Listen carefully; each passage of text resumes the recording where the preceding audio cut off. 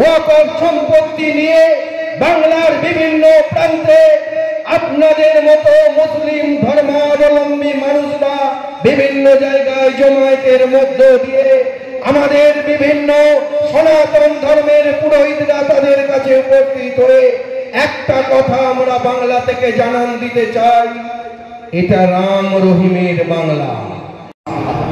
এই বাংলাকে ভাগ করার জন্য, এই বাংলার মানুষের মনে বিভেদ সৃষ্টি করার জন্য যারা প্রতিনিয়ত কাজ করে চলেছে, সেই বিভেদ সৃষ্টি তারা করতে পারবে না। কারণ এই বাংলায় আছে পবিত্র এই ধরনের তীর্থক্ষেত্র, আবার এই বাংলায় আছে বিভিন্ন মন্দির, গির্জা, মসজিদ। তাই এই বাংলার আজকের যে আয়োজন, সারা বাংলার বিভিন্ন প্রান্ত থেকে 40 জন প্রতিযোগী এই কেরাত প্রতিযোগিতায় যে অংশগ্রহণ করেছে, তাদেরকে আমরা এই আয়োজনের পক্ষ থেকে আন্তরিক অভিনন্দন জানাই। দীর্ঘ 18 বছর ধরে একই জায়গায় সারা রাজ্য শুধু নয়, ভারতবর্ষের বিভিন্ন প্রান্ত থেকে আজকে এই আয়োজনে অংশগ্রহণ করেছে। এর মধ্য দিয়ে আমরা জানাতে চাই, এই আয়োজক কমিটি জানাতে চাই, কোরআন শুধু মুসলিমদের নয়, এই ধর্মগ্রন্থ সবার মধ্যে প্রসারিত হোক। সকল ধর্মগ্রন্থের যে চিন্তা ভাবনা, শান্তি, সম্প্রীতি, সৌভ্রাতৃত্ব, সেটাকে এগিয়ে নিয়ে যেতে হবে। আজকে বাংলায় আপনারা লক্ষ্য করছেন কোন কোন স্থানে বিভেদ সৃষ্টি করার চেষ্টা চলছে। কিছুদিন আগে ওয়াকফ সম্পত্তি নিয়ে বাংলার বিভিন্ন প্রান্তে আপনাদের মতো মুসলিম ধর্মাবলম্বী মানুষরা বিভিন্ন জায়গায় জমায়েতের মধ্য দিয়ে আমাদের বিভিন্ন সনাতন ধর্মের পুরোহিতরা তাদের কাছে উপস্থিত হয়ে একটা কথা আমরা বাংলা থেকে জানান দিতে চাই, এটা রাম রহিমের বাংলা। এ বাংলায় রাম রহিম দুই ভাইকে আলাদা করার কোনো প্রশ্ন নেই।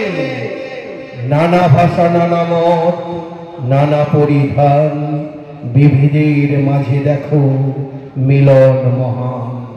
আজকে বাংলার দ্বিতীয় বৃহত্তম তীর্থক্ষেত্র সম্মানীয় তোহা সিদ্দিকীর এই আন্তরিক প্রয়াসে প্রমাণ করে দিল, সারা রাজ্য নয়, গোটা ভারতবর্ষের মানুষকে জানান দিল, এখানে একক ধর্ম নিয়ে এই জায়গা নয়, সকল ধর্মের মানুষ এই পবিত্র ভূমিতে আসে। এখানে যারা সাহিত্য আছে তাদের প্রতি আমরা শ্রদ্ধা নিবেদন করি।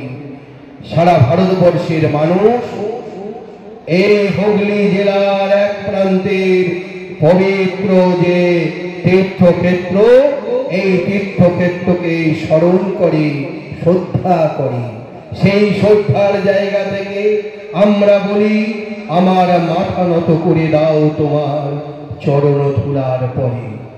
আমরা সকল ধর্মের মানুষ মিলে মিশে একত্রিত হয়ে এই বাংলার যে উন্নয়ন, এই বাংলার উন্নয়নের কাণ্ডারি বাংলার মুখ্যমন্ত্রী মমতা বন্দ্যোপাধ্যায়, যিনি ব্রাহ্মণ ঘরের কন্যা হয়েও সারা রাজ্যের প্রত্যেকটি ধর্মের মানুষকে এগিয়ে নিয়ে যাওয়ার জন্য যিনি কাজ করে চলেছেন, সেই মমতা বন্দ্যোপাধ্যায়ের হাতকে শক্ত করতে হবে।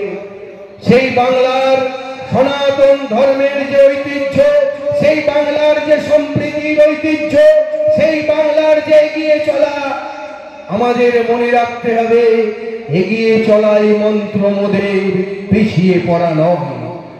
এই বাংলায় কখনো রবীন্দ্রনাথ, কখনো নজরুল, কোথাও বিবেকানন্দ, কোথাও শ্রীরামকৃষ্ণ, কোথাও মৌলানা আবুল কামাল আজাদ, সমস্ত ধর্মের মানুষ।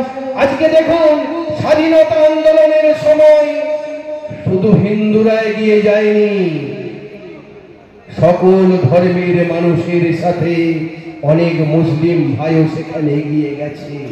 আমরা যখন কোনো রক্তদান শিবির করি, সেই রক্ত কোনো মুমূর্ষ রোগীকে যখন রক্ত প্রদান করি, তখন আমরা তো কেউ বলি না এটা হিন্দু ভাইয়ের রক্ত না এটা মুসলিম ভাইয়ের রক্ত।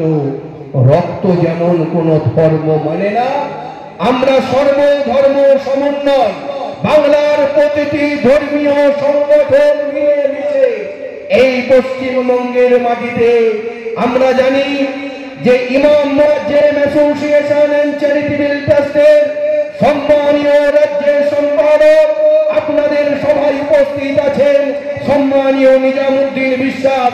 বাংলার 60,000-এরও অধিক মুসলিম ভাইদেরকে সংগঠিত করে উনি কাজ করে চলেছেন।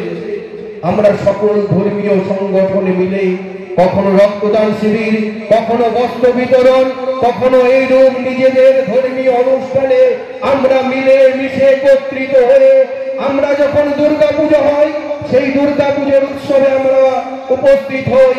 আবার ঈদের নামাজে আমরাও ঈদের দিনে খুশির ঈদে আমরা অংশগ্রহণ করি। এটাই তো আমাদের পশ্চিমবঙ্গের কালচার, এটাই তো ভারতের ঐতিহ্য। এই বৈচিত্র্য আমাদের বজায় থাক, কোনো বিভেদ আমাদের মধ্যে যেন বিভেদের প্রাচীর তুলতে না পারে এই আবেদন রেখে অনেক সুবক্তা আছেন।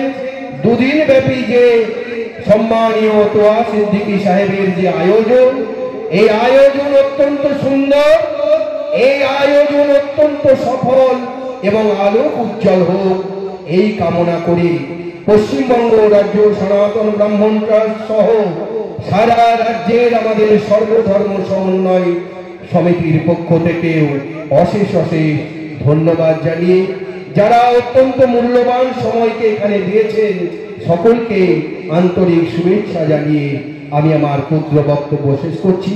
সকলে ভালো থাকবেন, সুস্থ থাকবেন। নমস্কার।